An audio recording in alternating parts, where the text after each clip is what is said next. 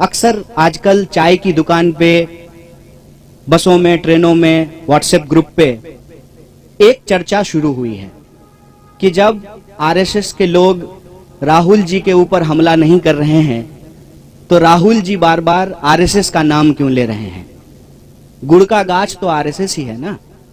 ऐसा तो हो नहीं सकता है कि आप गुड़ खाएं और गुलगुल्ले से परहेज करें। ये जो भ्रम की स्थिति पैदा की गई है, इसमें कुछ भी सच्चाई नहीं है। आरएसएस और बीजेपी में कोई फर्क नहीं है। बीजेपी जो हमला कर रही है वो हमले आरएसएस ही करवा रही है और इसको हम लोग अलग अलग तरीके से नहीं देखते हैं। हालांकि इस बात का जयराम जी ने भी स्वागत किया, हमारे पार्टी के तमाम वरिष्ठ नेताओं ने स्वागत किया कि राम मंदिर के पुजारी ने भारत जोड़ो यात्रा का स्वागत किया, तो इसका हम लोगों ने स्वागत किया कि बहुत अच्छी बात है। और हमने कहा कि जो लोग आना चाहते हैं, भारत जोड़ो यात्रा का दरवाजा सबके लिए खुला हुआ है। हमारे मन में किसी के प्रति कोई नफरत नहीं है, द्वेष नहीं है। जो लोग भी इस देश से प्यार करते हैं, इस देश के संविधान में उनको भरोसा है, इस देश की विविधता और एकता जिसको कहते हैं यूनिटी एंड डाइवर्सिटी, और जो यूनिटी की डाइवर्सिटी में बिलीव करते हैं। सिर्फ इसकी बात नहीं है कि हमको डाइवर्सिटी में यूनिटी चाहिए, यूनिटी की डाइवर्सिटी को भी हमको रिस्पेक्ट करना पड़ेगा, क्योंकि हम इस दौर में जी रहे हैं जहां अलग अलग तरह के चॉइसेस हैं, अलग अलग तरह का लाइफ स्टाइल है, और ये जो हमारी विविधता है वो हमारा सबसे बड़ा स्ट्रेंथ है। और आप किसी भी एग्जाम्पल को उठा करके देख लीजिए। आप हमारे देश की हॉकी टीम को देख लीजिए, अभी हॉकी का वर्ल्ड कप होने वाला है, हॉकी का मैच चल रहा है। आप हमारी क्रिकेट टीम को उठा करके देख लीजिए, आप हमारे देश की ब्यूरोक्रेसी को उठा करके देख लीजिए, आप हमारी देश की सेना को उठा के देख लीजिए, आप हमारे देश के बिजनेस जो पर्सन्स हैं उनको देख लीजिए। हर फील्ड में हमारे पास डाइवर्सिटी है और ये हमारा सबसे बड़ा स्ट्रेंथ है। तो जो लोग भी इस देश की डाइवर्सिटी में बिलीव करते हैं, इस देश के मल्टीकल्चरलिज्म में बिलीव करते हैं, इस देश के कॉन्स्टिट्यूशन में बिलीव करते हैं, इस देश के लोग आपस में प्यार से रहें, इस भावना में भरोसा रखते हैं, जो लोग संविधान पर विश्वास रखते हैं, देश से प्यार करते हैं, वो सब लोग इस यात्रा में आ सकते हैं। लेकिन आप लोगों ने देखा होगा कि पिछले दिनों यह चर्चा बड़ी जोर शोर से चली। दो तरह के जो है न्यूज आने शुरू हुए। एक, जब मोहन भागवत जी का इंटरव्यू आया तो कुछ लोगों ने हेडलाइन इस तरह से बनाया कि राहुल गांधी का जवाब दिया मोहन भागवत जी ने, और कुछ लोगों ने यह चर्चा शुरू की कि आरएसएस तो स्वागत कर रही है यात्रा का, तो फिर आरएसएस के ऊपर जो है क्यों हमला किया जा रहा है। समझदारी में आरएसएस जड़ है, बीजेपी उसका फल है। ये भ्रम हमारे मन में नहीं है। भले वो कहते हो कि हम सांस्कृतिक संगठन हैं, लेकिन उनकी पूरी की पूरी विचारधारा राजनीति पर आधारित है। और इस बात को हम यहां स्पष्ट करना चाहते हैं कि धर्म देश का है, सांप्रदायिकता देश का नहीं है। आरएसएस धर्म के प्रतीकों का इस्तेमाल करके सांप्रदायिक राजनीति कर रही है, उसका धर्म से कोई लेना देना नहीं है। जैसे दही दूध से बनता है, लेकिन दही दूध नहीं होता है। दोनों की प्रकृति अलग अलग होती है, नेचर अलग अलग होता है। कोई भी धार्मिक व्यक्ति किसी का खून बहाना, किसी को मारना, किसी के ऊपर हमला करना, नफरत फैलाना, इस तरह की चीजों का समर्थन नहीं करता है। धर्म के प्रतीकों का इस्तेमाल करके अगर राजनीति की जाती है, जब राज सत्ता और धर्म को मिलाया जाता है, तो वो धर्म नहीं है, वो राजनीति है। इसीलिए हमारी नजर में आरएसएस सांस्कृतिक संगठन नहीं है। सांस्कृतिक प्रतीकों का इस्तेमाल करती है अपने राजनीतिक लाभ के लिए। जैसे स्वयं उन्होंने कहा कि सनातन धर्म सबसे प्राचीन है, तो सनातन धर्म का डेट जो है वो 1925 से तो नहीं शुरू होता है, वो तो हजारों साल पुराना है। मतलब आरएसएस के बनने से पहले भी धर्म था और आरएसएस के बाद भी धर्म रहेगा।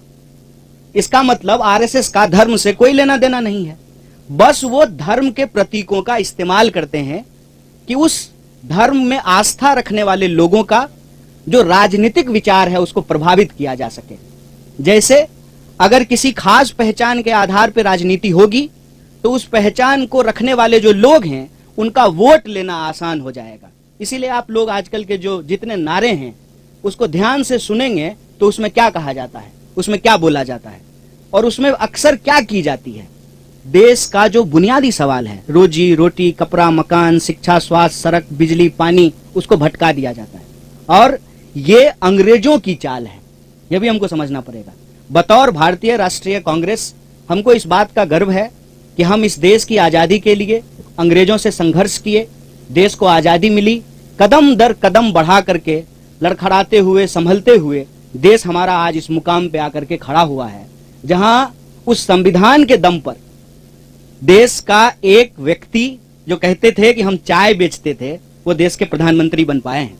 तो सबसे सर्वोच्च जो है वो संविधान है और इस संविधान की रक्षा करना हमारी पार्टी का कर्तव्य है। और ये प्रश्न जो है हम पूछना चाहते हैं आरएसएस और बीजेपी से कि आप बताइए कि आप संविधान को मानते हैं कि नहीं मानते हैं, क्या है और उनके अधिकारों की भी व्याख्या है। तो इस संविधान के अनुसार जो नागरिक अधिकार हैं उसको बचाना, संविधान को बचाना भारतीय राष्ट्रीय कांग्रेस की प्राथमिकता है। भारत जोड़ो यात्रा, जैसा कि बार बार जयराम जी भी बोलते हैं कि हर बिंदु को लेकर के, चाहे वो राजनीतिक हो, आर्थिक हो, सामाजिक हो, हर बिंदु को लेकर के चल रही है।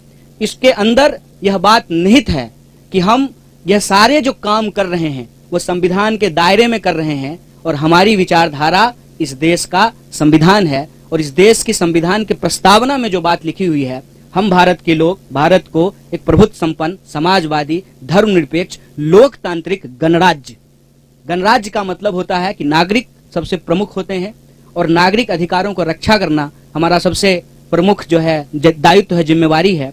उस पे अगर कोई भी अटैक या हमला होता है तो हम इस बात को लेकर के कोई कंफ्यूजन में नहीं है कि बीजेपी अलग है, आरएसएस अलग है।